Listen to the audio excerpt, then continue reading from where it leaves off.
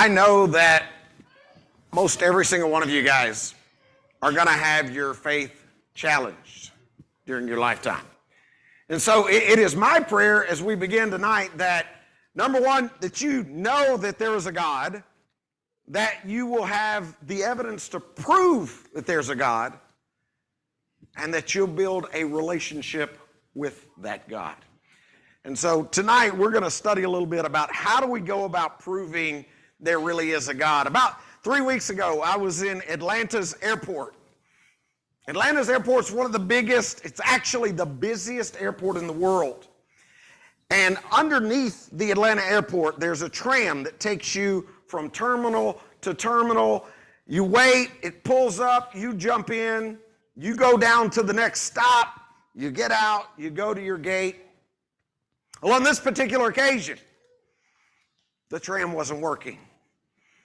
And you can imagine the chaos that brought, because everybody was going downstairs thinking they were about to get on this machine to carry them somewhere, and all of a sudden, they were having to run to their gate.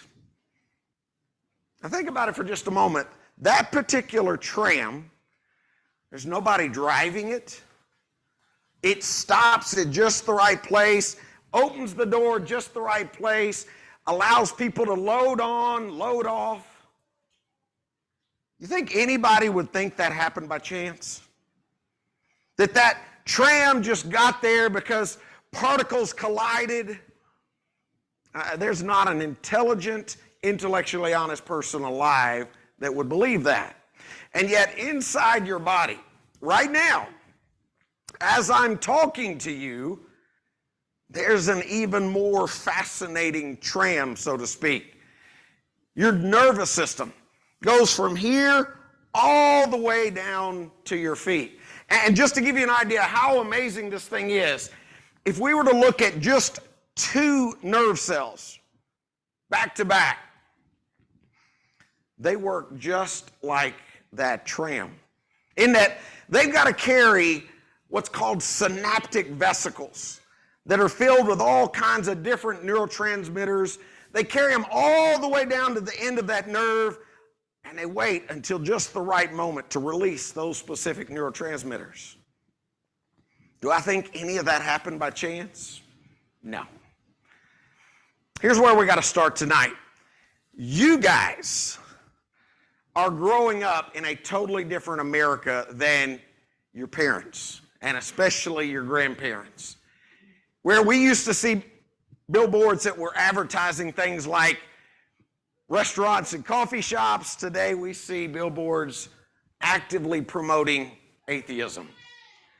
Somebody tell me, what is atheism? What's that mean? Yes, sir. Believing that there isn't a God. And so these people are actually taking out billboards trying to say, hey, there is no God. In fact, this one says, just skip church. It's all fake news. Another one talking about atheist Christmas. In the beginning, they say man created God. All of these things have sprouted up just within your lifetime. Now, the attack on God is not new. In fact, if we go back to your grandparents' day, for instance, Time magazine asked the question, is God dead? Now, before I go to my next slide, we got to go ahead and answer that. What do you think? No, he's definitely not dead. That was all the way back in 1966. We fast forward to 2009.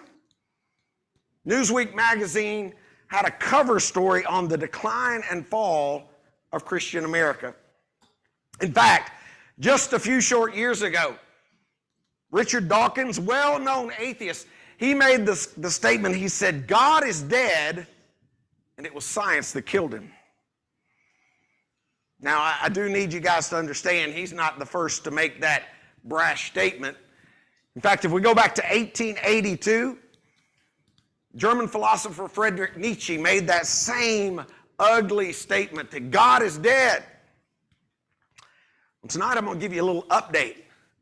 Friedrich Nietzsche is dead. God is not dead. And yet, here's what I know. I know all throughout our culture, atheism is infecting everything. In fact, Harvard College or Harvard University, they actually hired a new head chaplain just a couple of short years ago who's an atheist. Now think about that for just a moment. This guy is supposed to be the head chaplain, and yet he doesn't even believe in a God.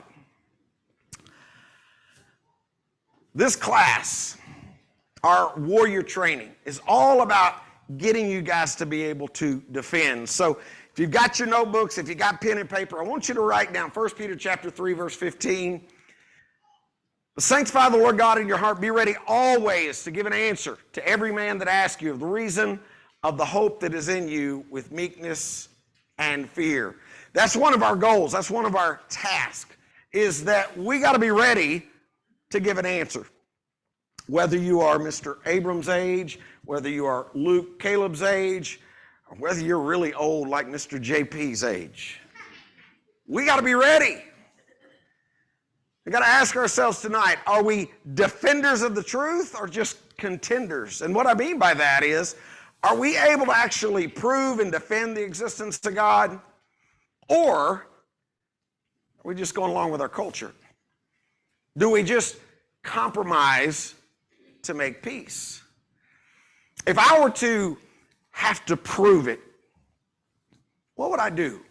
Like, if I were to have to prove there is a God to the young people at Rolling Hills, first thing I'd do is I'd grab you and we'd go on a hike. So let's say that I get all the young people in this congregation. We go out, my wife loves to hike, so we're going to go and I'm going to get some brownie points. We're going on a hike. And along the way, we see a frog. Now, you guys would look at that frog and think, oh, that's a cute little frog. Me, I look at that and I think, man, that is a great learning opportunity. So you know what I do?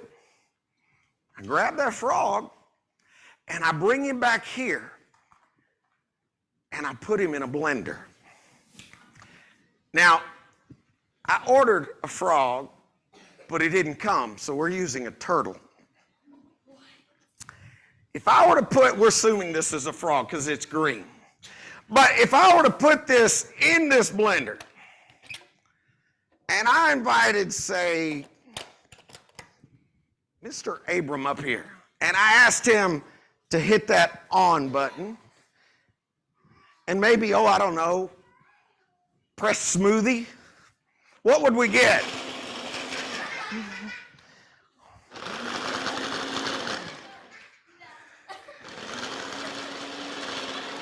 Oh, he's starting to...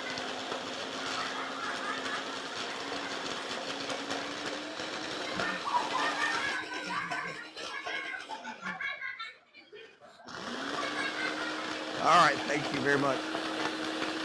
There you go. So if that was a real frog, what would we get? We get frog juice, right? Now, if I were to be able to take that solution, we're going to say this is the frog, and I give that solution to Mr. Abrams, how long would he have to shake that up in order to make a frog?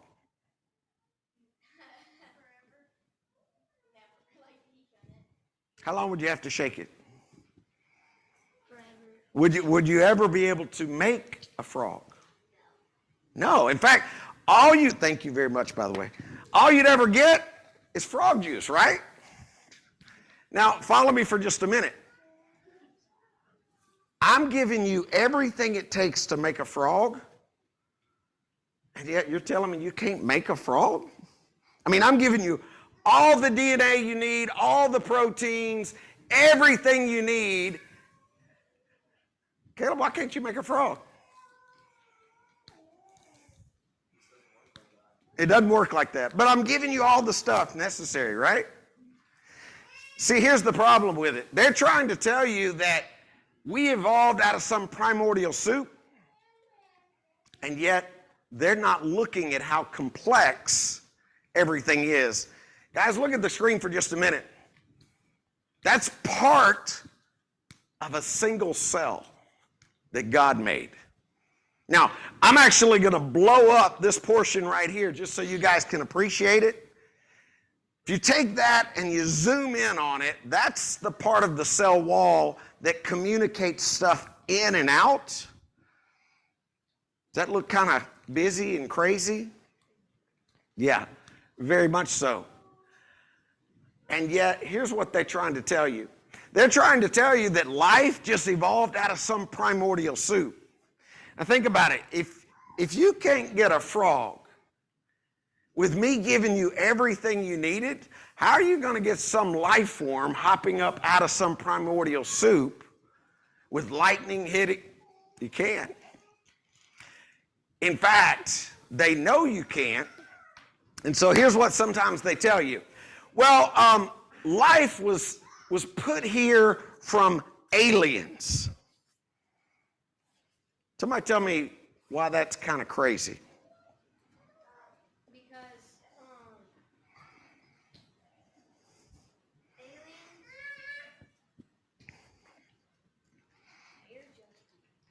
They're just weird. Okay. Yes, sir. Usually in our today's culture, especially the sci-fi things, we pick as aliens. One, hostile, they're ready to kill us no matter what. Two, they have they more experiment on humans and see what they do. Either of those, they both sound crazy in a way.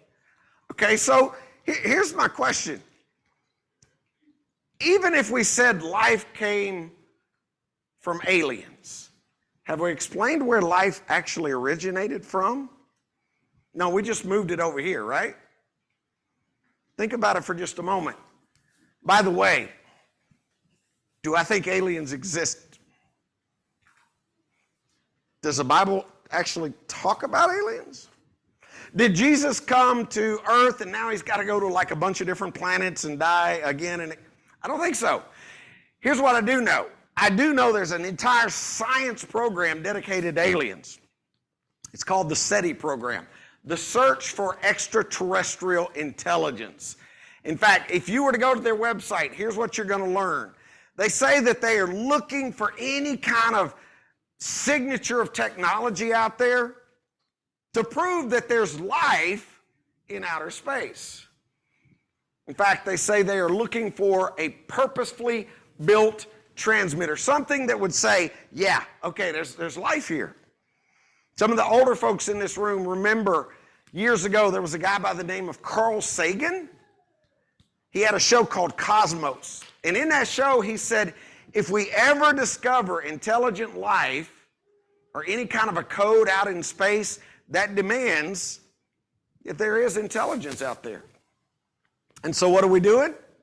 They're looking for all kinds of stuff out there. Several years ago, there was a movie that came out called Contact, starring Matthew McConaughey and Jodie Foster. I would not necessarily recommend the movie, but here's the thing. They were looking for intelligent life out there. They had these microwaves. They were listening, and they were getting numbers, zeros and ones. And they started analyzing their data, and they realized, wait a second, the data is coming to us in prime numbers. They realized you don't get prime numbers by chance. That means there has to be some intelligent form out there. And so they were making the case that, hey, these numbers coming to us prove that there's an intelligent source out there. Now, I want you guys to think about that. The SETI program, the Search for Extraterrestrial Life, is basically looking for a code and trying to unravel that code. Now, why do I tell you that? Because you've got a code in every cell of your body that has taken a long time for us to unravel. In fact, let me tell you just how complex and crazy it is. If you were to come to our house on a Sunday morning, life at our house is kind of crazy on Sunday mornings, okay? It used to be really crazy. Like when my kids were your age, it was really, really crazy because we had these monsters that would steal belts, shoes, Bibles. I know y'all don't have that. But they would hide all my kids' stuff so that when it was time to get into the car, they were scurrying around looking for stuff. And so at our house, we had what we call do-it-yourself breakfast, which means you line up the cereal boxes, the granola bars. Now it's still crazy because we've got Reese going preach in one place and me going preach in one place and maybe Will going preaching some, and we're all going our different ways. There's a singer that your parents know of called Lionel Richie. I don't think he was a Christian. And the reason I say I don't think he was a Christian, he sings a song where he says, "It's easy like Sunday morning." You got 4 kids, there ain't nothing easy about Sunday morning, right?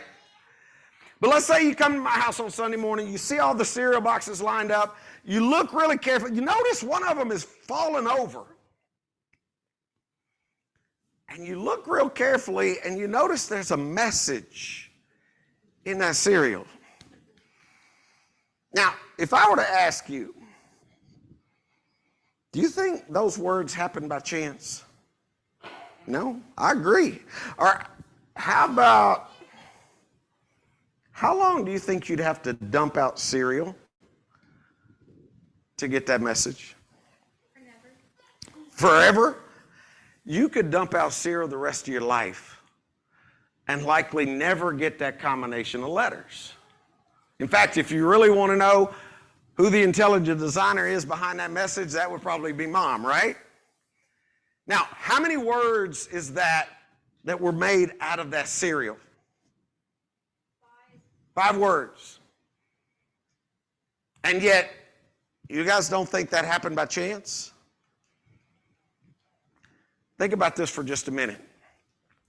Inside every cell of your body, there is a message a lot longer than "take out the garbage, Mom."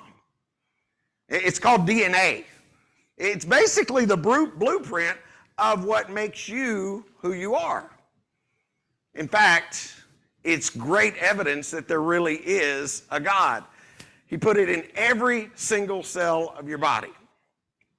So, do I think that we can prove there's a God? Absolutely so. In fact, there was a guy who didn't believe in God. His name was Anthony Flew. He was an atheist for about 80 years. In fact, he even debated people on the existence of God. Finally, he hits about 80 years old. He realizes, you know what? The evidence is just too overpowering. There has to be a God. We ended up sending him some apologetics material to study up on. He finally wrote a book where he said, yeah, looks like there's a God. He wrote this. He said, "It now seems to me the findings of more than 50 years of DNA research have provided materials for a new and enormously powerful argument to design." Well, he's right. Or what about this guy? Anybody know who that is? Any of the older people in this room know who that is? That's Bill Gates, who developed Windows on a computer. Listen to what he said. "DNA is like a computer program, but far, far more advanced than any software ever created." So let's go back to those 5 words for just a minute. Take out the garbage, Mom. And here's what we're going to do. We're going to compare those 5 words to the DNA of a single cell amoeba, the simplest thing that we know of that exists. How long do you think the DNA strand or the DNA code for a single cell amoeba is? What do you think? Yeah. Think it's more than 20 letters long? What do you ladies think? 100 letters? 1,000 letters long? What do you think? Yes, ma'am. Say 21? Okay. 2,000 letters long? Any of the parents in this room want to try? How long do you think the DNA strand for a single cell amoeba? It's actually equal to 1,000 volumes of an encyclopedia. Now, folks, think about that realistically for just a minute. That is a single cell amoeba. 1,000 volumes of an encyclopedia. If you can't take out the garbage mom by chance, how in the world are you going to get 1,000 volumes of an encyclopedia? By the way, if you were to take out just one of those letters, maybe mix them up, you know what you don't have? You don't have an amoeba. So, do I think that there's evidence? Absolutely I do. This is probably the most important question that you guys are going to be wrestling with over the next few years of your life, and that is, okay, is there a God? How do I know there's a God? For just a minute, we're going to talk about what do you think happens if there is no God?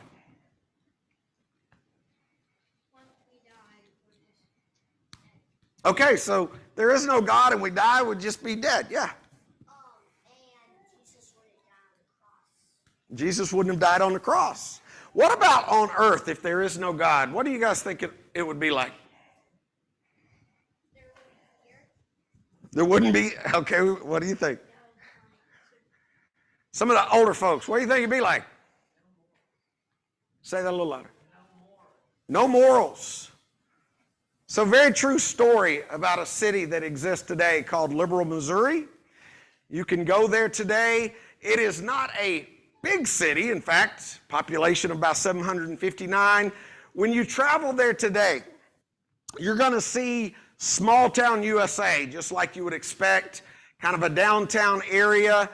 But one of the things that will start jumping out to you as you're driving around this little city, you'll see the names of all the street signs. All of them. People who didn't believe in a God, or people who were actively against the idea of God. The reason? The guy who founded Liberal, Missouri, his name was George Walser. He wanted a city without any religion. In fact, he took out ads in papers all across America. And he told people, he said, hey, if you don't want a God, if you don't want Christianity, churches, you come to Liberal. And they did. And what do you think it was like? Wicked. Absolutely. That's a good word. That's a very good word. Yes, ma'am. You would not go there. So, do you think they had lots of places to help take care of people? Or like homeless shelters or hospitals? How about this? Do you think they had any bars or gambling halls? Yeah, lots of bad stuff goes on. At one point, the Christians realized, hey, we need to evangelize. We need to make that a mission spot. So you know what George Walser did? True story. He actually surrounded the city with barbed wire to keep Christians out. And you know what happened? It imploded. In fact, within 5 years, he was begging Christians to come in, build churches. When you drive through today, there's all kinds of church buildings, denominations all throughout this particular city, as an example of what happens when you don't have God. By the way, think about this. What is the fruit of not having God? Yeah. Nothing, okay. Yes, ma'am. Say that a little louder. Bitterness, okay. What do some of the adults think the fruits of atheism would be? Evilness. What else? No accountability. No hope. Anybody think there might be crime? You say, wait a second, why is that a fruit? Well, think about this for just a minute. Is crime a fruit of Christianity or atheism?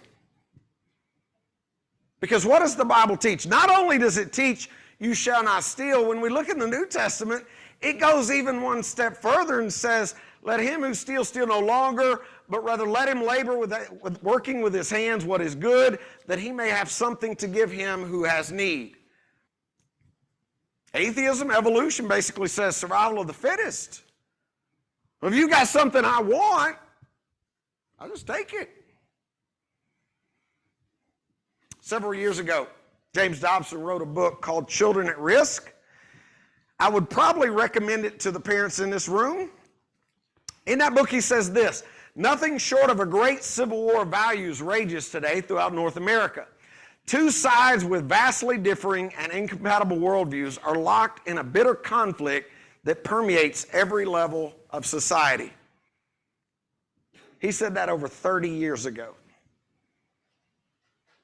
Anybody in this room think maybe the battle's gotten even bigger? Oh, yeah. If there really is a God, then all of your lives have purpose. If there isn't a God, if we're just the result of a cosmic explosion, then our life doesn't have purpose. And so what we're going to do for the rest of the time is we're going to say, how do we prove, what are some ways that you can prove there's a God? Like if I were a devout atheist, and I see the sign out there that says Rolling Hills Church of Christ, and I come walking in here and I say, hey, prove to me there's a God. And by the way, I'm not talking to everybody. I'm just talking to you individually. How could you do it?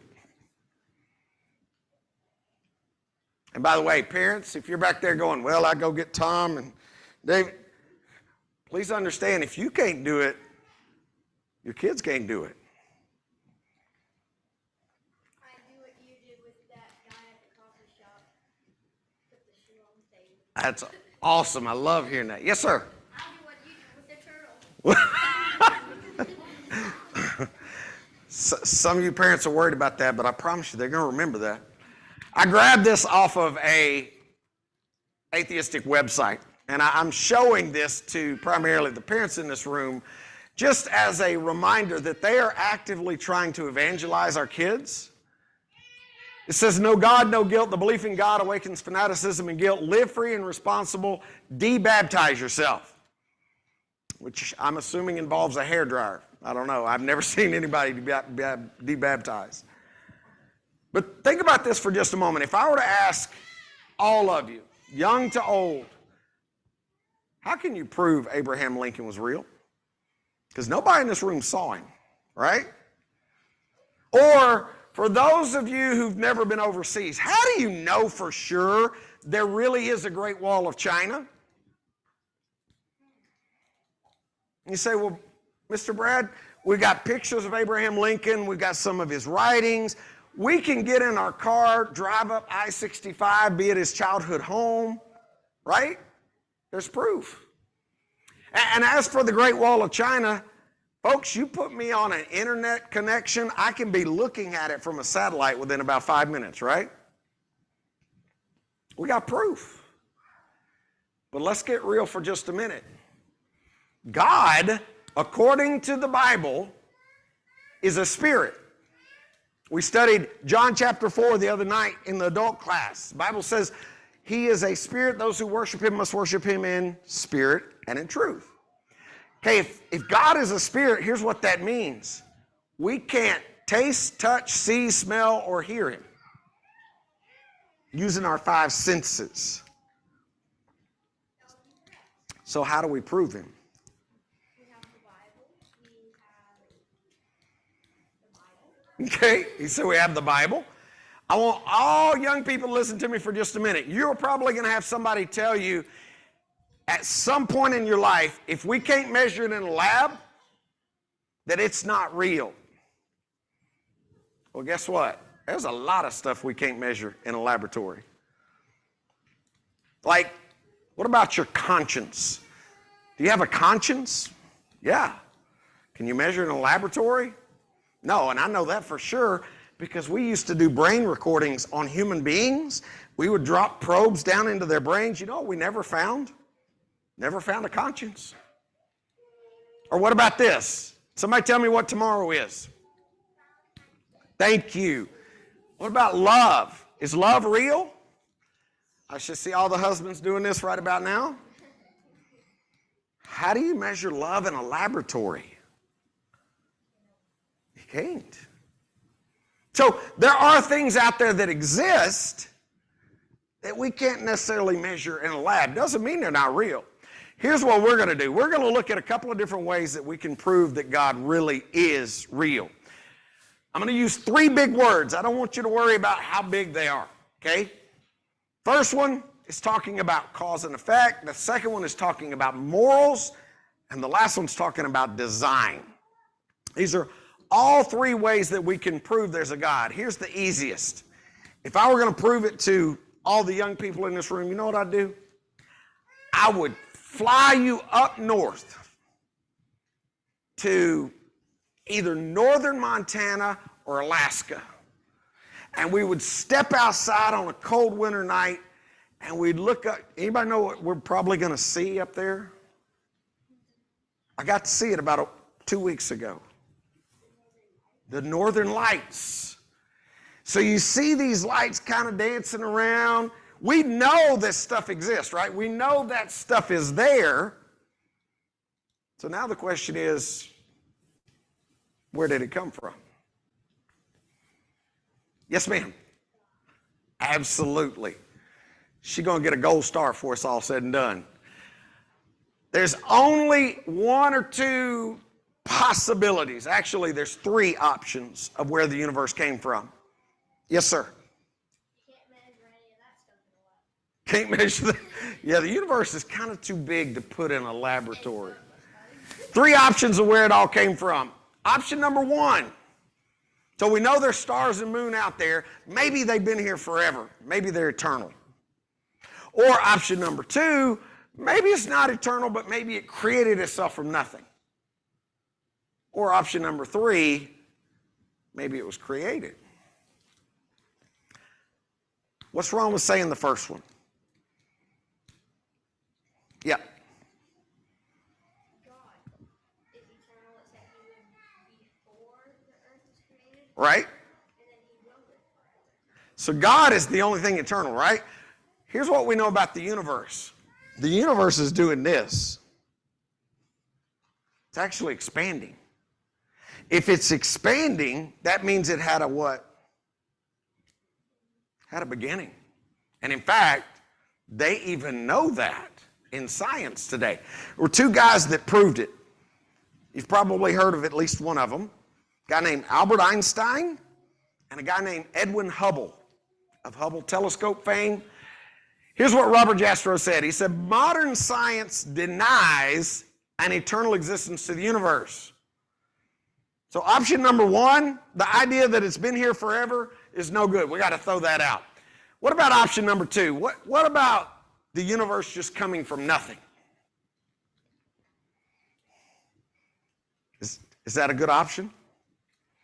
Yes, sir. Okay, no worries. Yes, sir. People say that a giant explosion would happen and invade everything.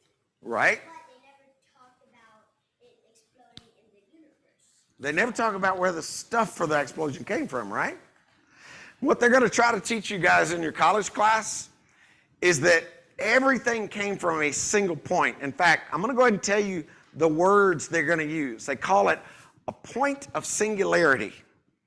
And they say from that one little point, everything radiated out and we got all this stuff we got around us today. So if you look at the screen, they say that red dot, that was the size of the universe before the Big Bang explosion. Now here's the funny part. You see the subheading right here? They say the universe burst into something from absolutely nothing, zero, nada. As it got bigger, it became filled with even more stuff that came from absolutely nowhere. Does that sound scientific to anybody in this room? And yet, that's what they have to go with because they don't like option number 3, and that is that everything was created. Yes, sir.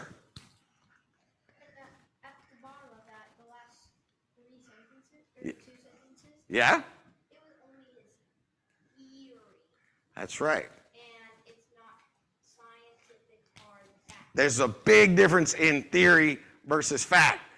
NASA astronomer John O'Keefe said this. He said, we are, by astronomical standards, a pampered, cosseted, cherished group of creatures. He said, if the universe had not been made with most exacting precision, we could have never come into existence. It is my view that these circumstances indicate the universe was created for man to live in. So, first way that we prove there's a God is the fact that matter exists today, that stuff in space exists, right? Option number 2 is that morals exist. So, are there things out there that we believe to be absolutely right or wrong? I see a few heads doing this. Like that list, lying, stealing, cheating. Are those things wrong? What makes them wrong? Yes, ma'am. Because they're not following the Bible. You're right. In order for something to be right or wrong, and I want the adults to think about this, there has to be a standard, an absolute standard. Where'd that standard come from? This time you only got 2 choices. Either it came from man or it came from God. What's the problem with saying that our ethics or our morals came from man? Man can't make you think what you can. Okay. Sort of, kind of. What else?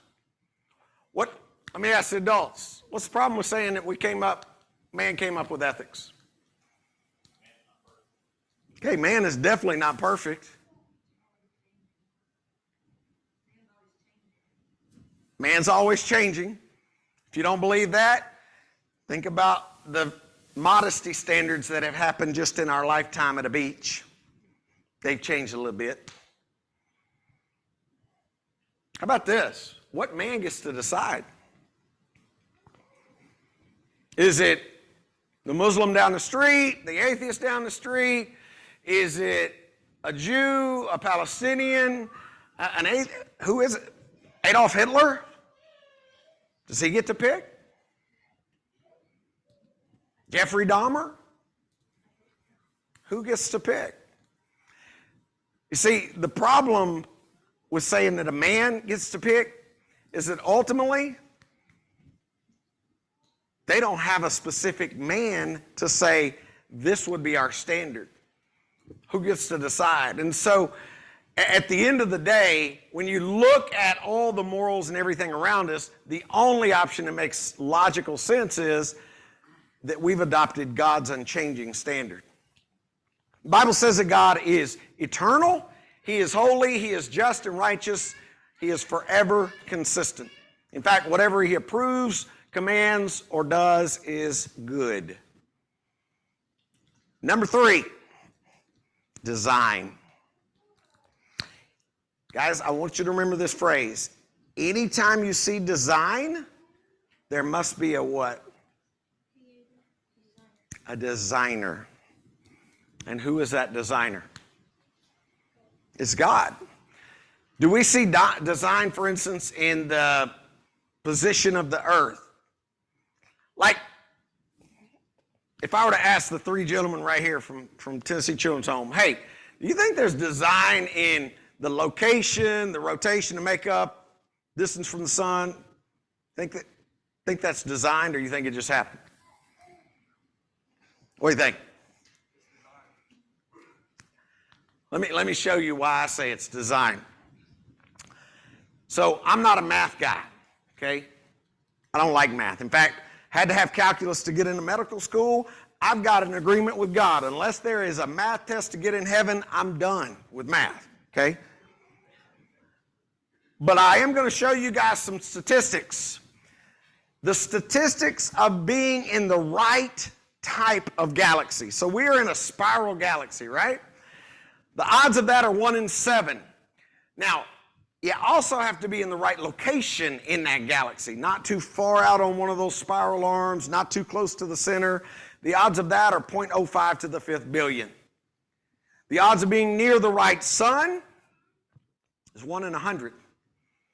That would be the right age sun, one that's not flaring up or flaring out.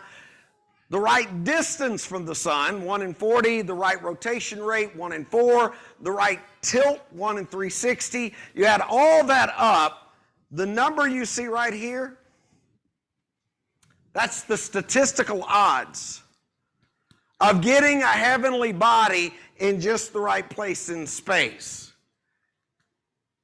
Which, by the way, is statistically impossible. And here's the funny part. You don't have life yet. You still got to add things like water. You still got to add things like the right type of temp. By the way, you ever noticed in every church building I go to, there's like this little fight just under the surface? It goes on everywhere, including here. There is some poor soul whose responsibility is to control that little box on the wall back there. We have a hard time setting the temperature for our own auditoriums, and yet God set the temperature for the sun, listen to me, 93 million miles away. Perfect for life on earth. So am I really to believe that the Earth's atmosphere, the tilt, the distance to the moon, the sun, the Earth's orbit placement, all of that is just simply a product of evolution? No, it's definitely product of a designer. What I'm going to do before I open it up for your questions is we're going to have a speed round, okay? Those of you who got your pencils and papers, get them ready, because here's what I'm going to do. You're going to see 7 proofs really fast. You see this little star in the corner? You're going to see 7 of those. 7 easy proofs that we know there is a God. Number 1, every creation must have a creator. Hebrews chapter 3, verse 4 says, every house is built by someone, but he who built all things is God. All things were created through him and for him. Colossians chapter 1, verse 16. So every creation must have a creator. Number 2, every design must have a designer. Now, I know the first 2 rows right here know really well what this thing right here is. But we're going to find out who in this room is over the age of 45, 65. Who knows what this is?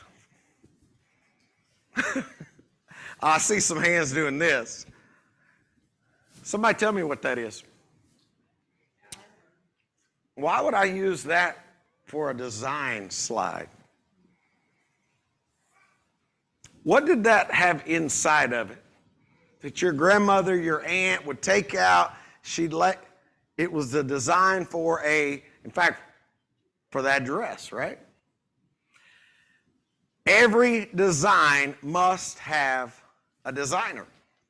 Isaiah chapter 42, verse 5 says this, thus says God the Lord, who created the heavens, stretched them out, who spread the earth, and that which comes from it, who gives breath to the people on it, and spirit to those who walk on it. Do we see design in the human body? Guys, I know this is going to sound kind of crazy, but I promise you, after you got through like the initial, I wish I could roll a body in here, cut it open for you, and show you everything. It would be really cool. It really would. Your parents might throw up, and they would probably stone me getting out of the parking lot. But I promise you, when you see all the intricate design of the circulatory system, the digestive system, everything working together, the muscles. Yes, sir. Nah, you'd love it. You'd love it. I know your mom. You would like it. Proof number 3, codes require someone to program the code. Now, how many of you in here have ever done computer programming? What happens if you mess up a little bit of that code? It just goes shh, right? Same thing with DNA. We talked a little bit about the fact that if you detect a code out in space, that demands that there's intelligence out there. Yeah. Proof number 4. This one is called the law of cause and effect. I'm going to read it to you, and then I'm going to explain it to you. It says, for every material effect, there must be an adequate cause that existed prior to that effect. What does that mean? So if I were to tell you that little frog just caused a tsunami wave, like it jumped in the water in this massive wave, is that a big enough cause to make that effect? No. For every material effect, there must be an adequate cause that existed prior to it. Here's my question. What caused the universe? The only thing would explain it is God. Proof number 5. Laws require a lawgiver. All right, I'm coming to this row right here. I was going to say the high school. Are all y'all in high school? Most of you? Tell me a law. Don't say speed limit 55. That does not count. What do you got? Y'all don't know any laws? Say that again. The right to bear arms. Okay. What about natural laws? I like that one, but what about a natural law? That's a good one. Law of gravity. Okay. He knew what my slides were. So when you guys got up out of bed this morning, which way did you expect your feet to go? You didn't expect them to go to the ceiling, right? We got the law of gravity. What's another one? Law of, how about momentum? These are laws that are in place. And what I need you to understand is you don't get a law without a lawgiver. Even the right to bear arms, you got to have a lawgiver. Proof number 6, we've already talked about, and that is morals. We know they exist. Where'd they come from? So when you see things like that and you say, oh, that stuff is wrong, we know it's wrong. The only logical choice is that man has adopted God's standard for right and wrong. Last but not least, communication requires a communicator. So think about it for just a minute. How many animals can communicate and build on knowledge?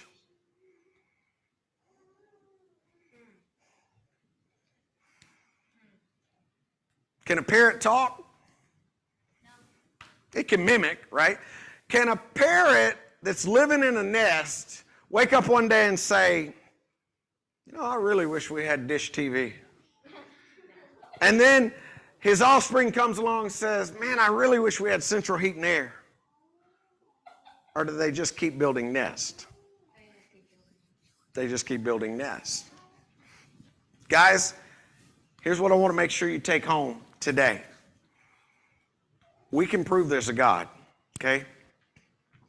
If somebody ever tries to tell you there is no God, that is a person who hasn't really looked at the evidence. And I'm going to talk to the older folks for just a minute. This older group, some of those older group, one of the ways they're going to try to hook you is by saying all intelligent people believe in evolution. All intelligent people, you're too smart to believe in a God. It's called the intellectually elite argument.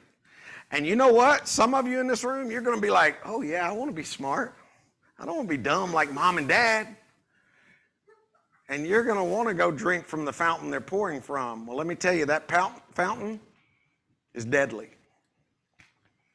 Don't let somebody tell you that all smart people believe in evolution. I can give you a list of 1,000 people with advanced degrees that most definitely believe in a God.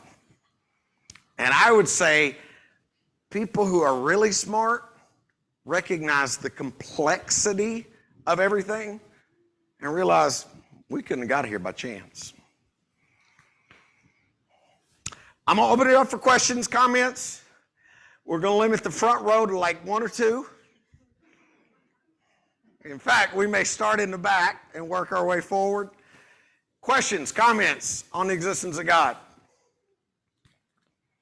Yes, sir.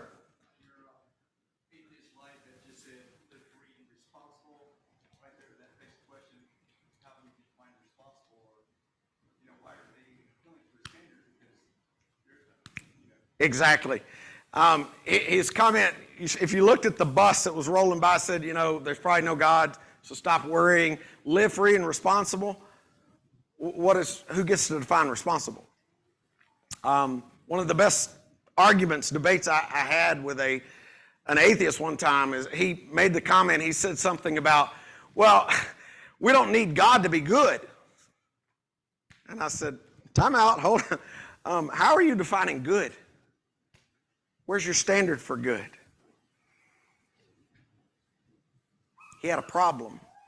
Because in order for him to have a standard for right and wrong, good and bad, it means you have to have something that's an absolute standard, not man. I did a debate in New Zealand with a surgeon, and I tricked him right in the middle of the debate to admit to design. We were talking, and I asked him, I said, so Dr. Joe, have you ever seen the brachial plexus in the arm? It's this nerve plexus.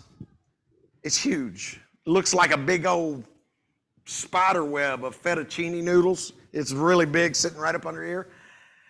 He kind of puffed up. He said, yes, I've seen it. I said, so you've actually seen it? He said, I've done surgery on it. And by this point, he looked like a peacock. I said, so you're telling me that you've actually seen the design in the brachial plexus? He said, yeah, I've seen the design. And as soon as it left his lips, he realized what he just admitted to. Because if there's design, there has to be a designer. And that's when he crawfished on me and said, bah. Good question. Other questions? Thoughts? Oh, we're starting in the back, working forward.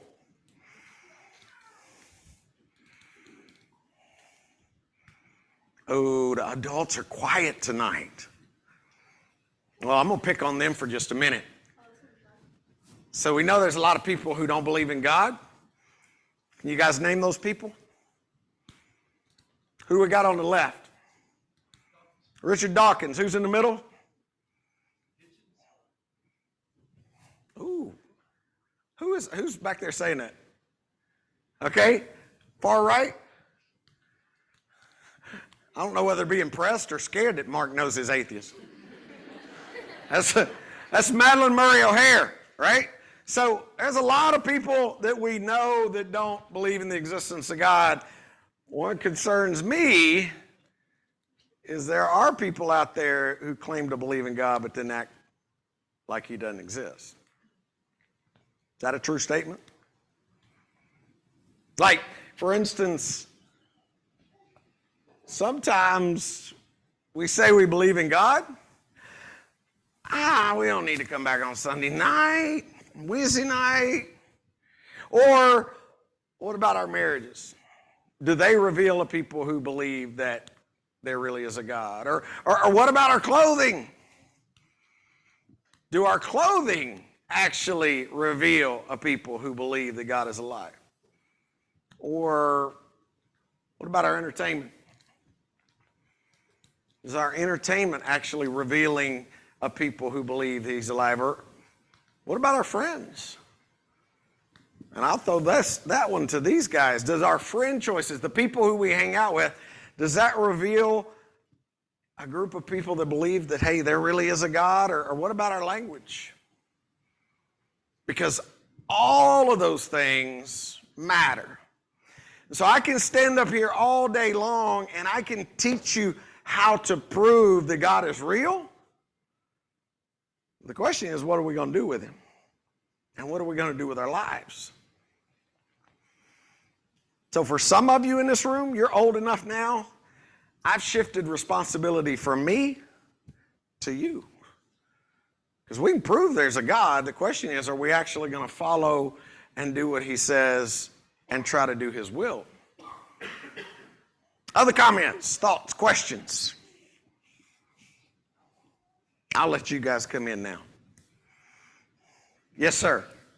I would have bet like my car that it would have been. So you said that people say God died by science. How did science kill God? That's a great question. You said that people say God died by science. How did science kill him? What they're trying to say is that in the old days, people needed God in order to try to figure stuff out. But now we have science and we don't need God. And so he's dead and we can worship science. The bad part of it is God's the author of science. They don't realize that. True science points back to him. And what they're really doing is instead of looking at stuff and going, wow, this is amazing, it had to be done by God, and worshiping him, they're worshiping the stuff. They're worshiping the creature rather than the creator. Always remember there's a creator behind it. Other questions? Yes, ma'am.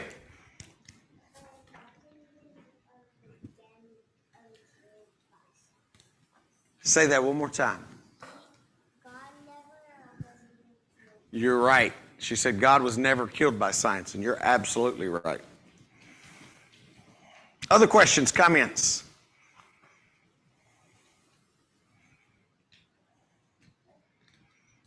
You guys are quiet. He hit his question limit. You had to go back and whisper to your mom and dad now. Other thoughts, comments, questions? Yes, sir. I'm 78 years old. I attended Florida College when I was 18 or 19 years old. My parents took me down to Florida College and I was going to the entrance at Temple Terrace, Florida. I was so proud to be there. A billboard sign right near the college across the bridge from the river there said, God is dead. 1965. Wow. And I said, I'll never let that get me down. Wow. That's 1965 too. Yeah, that was a few years back. Wow. Yeah, that's a great point. And you guys hear what he said? He never let it get him down. That's important. Yes, ma'am.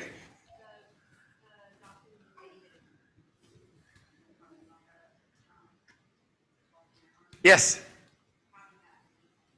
How did that?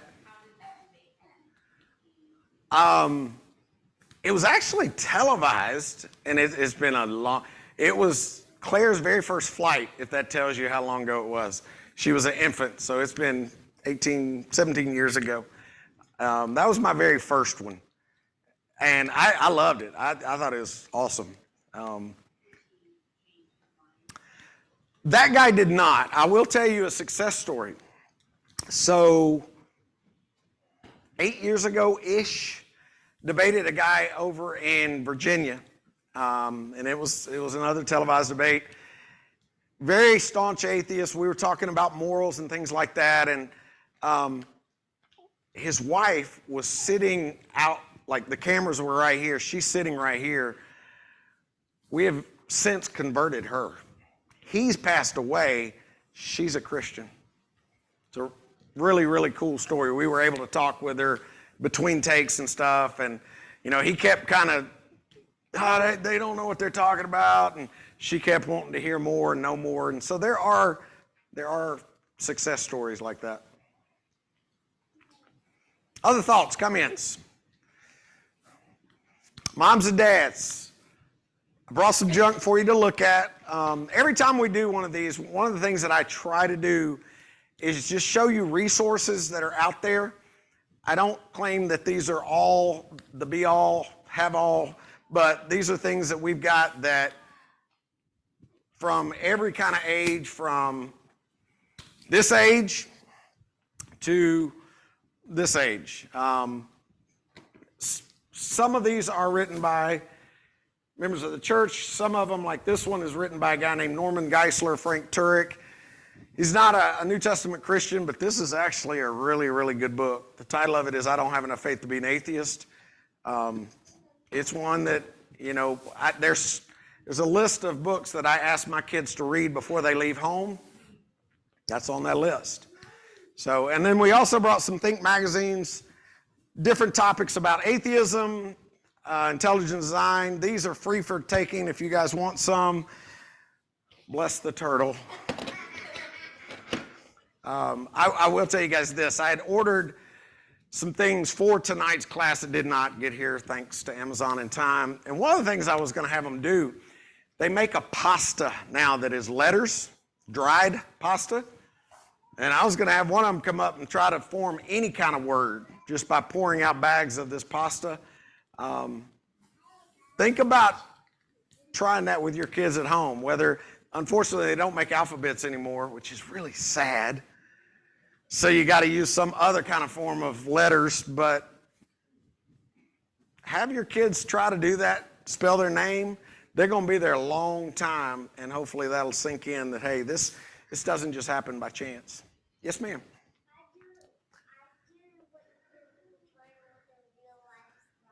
You'd like to do that with a real life frog? When you get home, ask your mom and dad if you can do that. And ask them to video that for Mr. Brad.